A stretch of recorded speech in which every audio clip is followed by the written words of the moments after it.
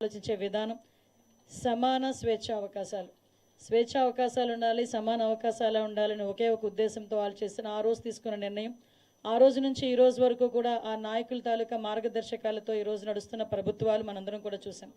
వాళ్ళ తాలూకా మార్గదర్శకాలని, వాళ్ళ తాలూకా దిశానిర్దేశాన్ని కూడా ఈరోజు ప్రజలకు అందజేయాలనే ఉద్దేశంతో గౌరవ చంద్రబాబు నాయుడు గారు తీసుకున్న ఈ నిర్ణయం, అదేవిధంగా సుప్రీంకోర్టు ఆర్డర్ ప్రకారం 1 man కమిటీ వేసే 1 man కమిటీ ఇచ్చిన రిపోర్టు ప్రకారం సుమారుగా చాలా రోజులు 13 జిల్లాలు కూడా కంబైన్డ్ జిల్లాలు తిరిగి ప్రతి ఒక్క కుల సంఘాలు వాళ్ళ తాలూకా అభిప్రాయాలు తీసుకొని ఈరోజు మాకు ఒక రిపోర్ట్ తయారు చేసి ఇచ్చారు. ఆ రిపోర్ట్ని కూడా ఒక 5 man కమిటీని ఏర్పాటు చేసిన గౌరవ ముఖ్యమంత్రి గారి ఆధ్వర్యంలో 5 man కమిటీని కూడా ఏర్పాటు చేయడం జరిగింది. 5 man కమిటీ ఇచ్చిన రిపోర్టుని బేస్ చేసుకొని ఆ రోజు మంత్రిమండలిలోని ఒకసారి మనం అందరం దానికి ఆమోదం పొందాం. అది మళ్ళీ కేంద్ర ప్రభుత్వం దగ్గరికి వెళ్ళి మళ్ళీ తిరిగి ఆర్డినెన్స్ రూపంలో వచ్చిన తర్వాత ఆ ఆర్డినెన్స్ని కూడా ఈరోజు రాష్ట్ర మంత్రిమండలి ఈరోజు ఆమోదం పొందడం అనేది నిజంగా చాలా మంచి పరిణామం కింద భావించాలి. ఇందాకే సార్ చెప్పారు, అందరికీ కూడా స్వేచ్ఛ సమానత్వ అవకాశాలు రావాలి అని ఒకే ఒక ఉద్దేశంతో ఎంతో వెనుకబడిపోయిన రెల్లి కులస్తులు లాంటి కులస్తుల్ని కూడా ఈరోజు 1% రిజర్వేషన్ ఇచ్చి వాళ్ళకి కూడా అన్ని ఉద్యోగ అవకాశాలు, ప్రమోషన్స్లోని కూడా వాళ్ళకి అవకాశాలు ఇవ్వాలని ఒక మంచి ఉద్దేశం. అదేవిధంగా మిగతా ఉపకులాలకు సంబంధించి ఓవరాల్గా 59 ఉపకులాల్లోని కూడా అందరికీ కూడా సమాన అవకాశాలు రావాలని ఈరోజు మంత్రిమండలి తీసుకున్న నిర్ణయాన్ని స్వాగతిస్తూ ప్రజలందరికీ కూడా తెలియజేయడం అయింది. అదేవిధంగా మీ అందరికీ తెలుసండి, ఇది పాత సెన్సస్ 2011 సెన్సస్ ప్రకారం రాష్ట్రాన్ని ఒక యూనిట్గా తీసుకోబడింది. చాలా సంఘాల నుంచి కొన్ని రిప్రజెంటేషన్స్ రావడం వల్ల గౌరవ ముఖ్యమంత్రి గారు కూడా మళ్ళా సెన్సస్ అయిన వెంటనే దీన్ని జిల్లాలకు ఒక యూనిట్గా చేసుకొని కూడా చేయడానికి సిద్ధంగా ఉన్నామని ఇప్పటికే సభలోని ప్రకటించారు, అసెంబ్లీలోని గౌరవ ముఖ్యమంత్రి గారు ప్రకటించడం జరిగింది. దానికి కూడా ఈరోజు ఎన్డీఏ గవర్నమెంట్ చిత్తశుద్ధితో కట్టుబడి ఉన్నామని మాత్రం మేము తెలియజేసుకుంటున్నాం.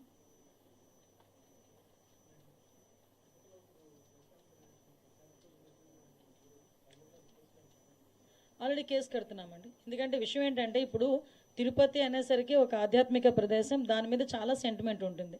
తిరుపతిలోని ఎక్కడైనా ఏదైనా చిన్నది అంటే మాంసాహారం ఎక్కడ దొరికినా, ఒక సిగరెట్ దొరికినా, లేకపోతే ఏదైనా మద్యపానానికి సంబంధించిన అంశాలు ఏమైనా దొరికినా కూడా భక్తుల మనోభావాలు దెబ్బతినే పరిస్థితులు ఉంటాయి.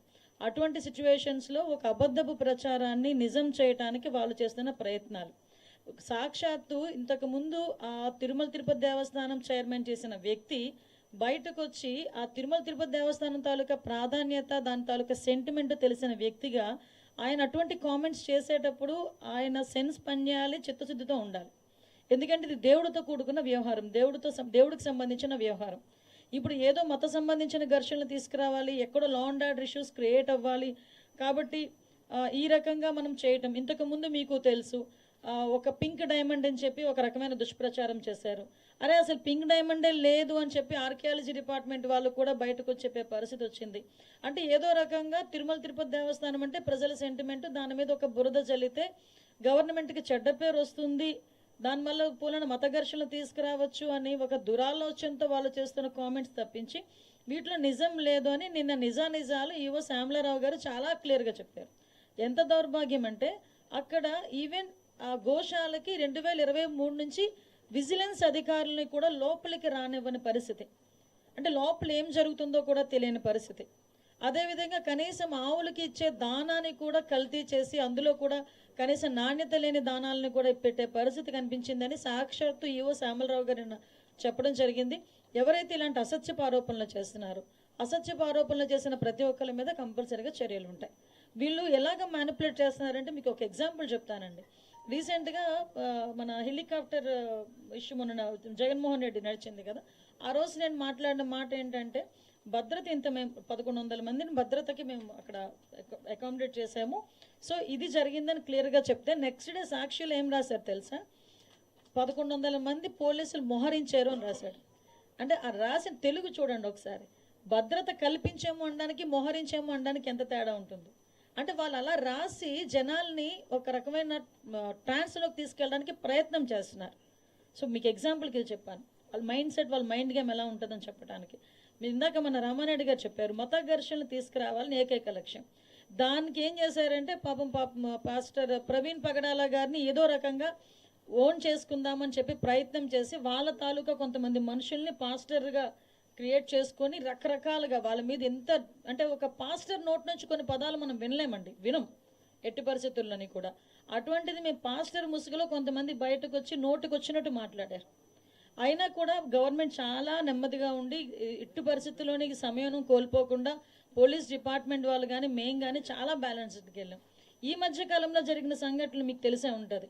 నరసన్నపేటలోని ఒక టెంపుల్ మీద వెళ్ళి జీసస్ వర్డ్స్ రాయించారు.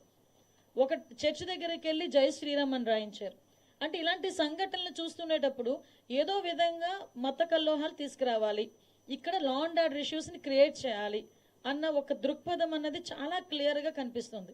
ఇది నేను చాలా సందర్భాల్లో చెప్తానండి. ఒక క్రిమినల్ పాలిటిక్స్లో ఉంటే ఎటువంటి సంఘటనలు జరుగుతాయో అవే సంఘటనలు ఇప్పుడు వాళ్ళు చేయడానికి రెడీ అవుతున్నారు. బట్ మేమందరం చాలా ఫర్మ్గా ఉన్నామండి. ఎట్టి పరిస్థితుల్లోనే అటువంటి వాళ్ళు ఊహించుకొని ఏదో చేద్దాం అనుకున్నా కూడా చేసే పరిస్థితి అయితే ఉండదు. మేమందరం కూడా చాలా అలర్ట్గా ఉన్నాం.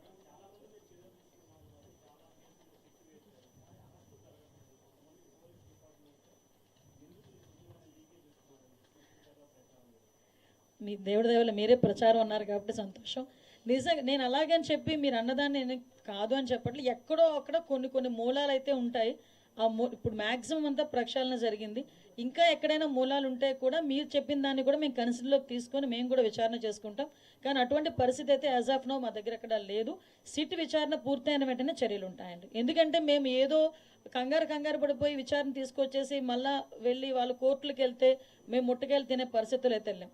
మేము చాలా క్లియర్గా సిట్ విచారణ కంప్లీట్గా పూర్తి చేసుకొని అందులో ఎవరైతే దోషులు ఉన్నారో విత్ సాక్ష్యాధారాలతో పట్టుకొని వాళ్ళ మీద చర్యలు ఉంటాయి.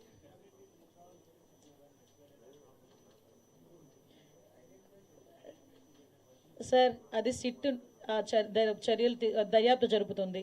కొన్ని వాళ్ళ దర్యాప్తు జరిగేటప్పుడు మనం ఇంటర్నల్గా దానిలో మనం ఇన్వాల్వ్ అవ్వకూడదు. దర్యాప్తు పూర్తయిన తర్వాత ఎవడూ తప్పించుకోడండి. మొత్తం ఒక విషయం చెప్తున్నాను, తప్పు చేసిన వాడు ఎవడు కూడా తప్పించుకోలేడు.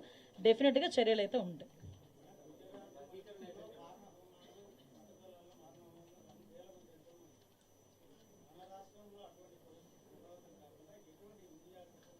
సార్ ఎట్టి పరిస్థితుల్లోనే అటువంటి జరగవండి.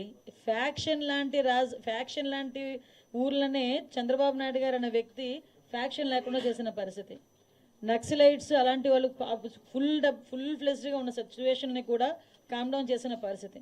అటువంటి వ్యక్తి ఈరోజు మత ఘర్షణలు అని చెప్పి అంటే ఎవరో ఇంటెన్షనల్గా చేయాలి అనుకుంటే మేమే ఈరోజు మీకు చెప్తున్నాం, 2-3 ప్రయత్నం చేశారు, మేము తిప్పుకొట్టుకున్నామని.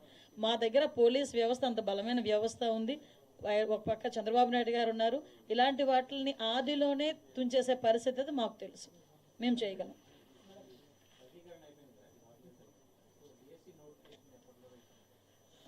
నాకు తెలిసి ఒక 2 days నోటిఫికేషన్ వచ్చేస్తుంది, అయిపోతుంది.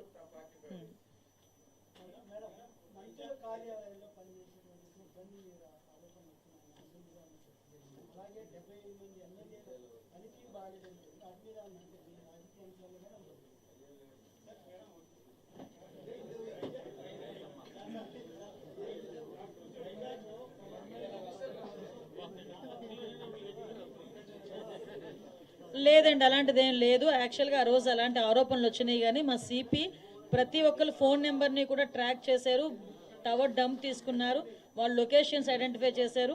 ఆ సిగ్నల్ అంటే పవన్ కళ్యాణ్ గారి పర్యటన వల్ల వాళ్ళు జేఈ మెయిన్స్కి అటెండ్ అవ్వకపోవడం అనేది అయితే పూర్తిగా నిరాధారం.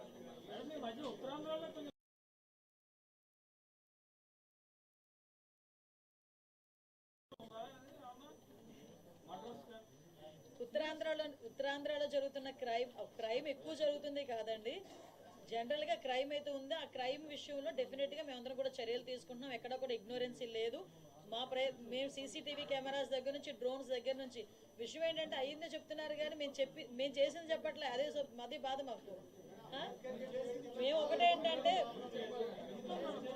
విషయం ఏంటంటే ప్రతి ఒక్క విషయం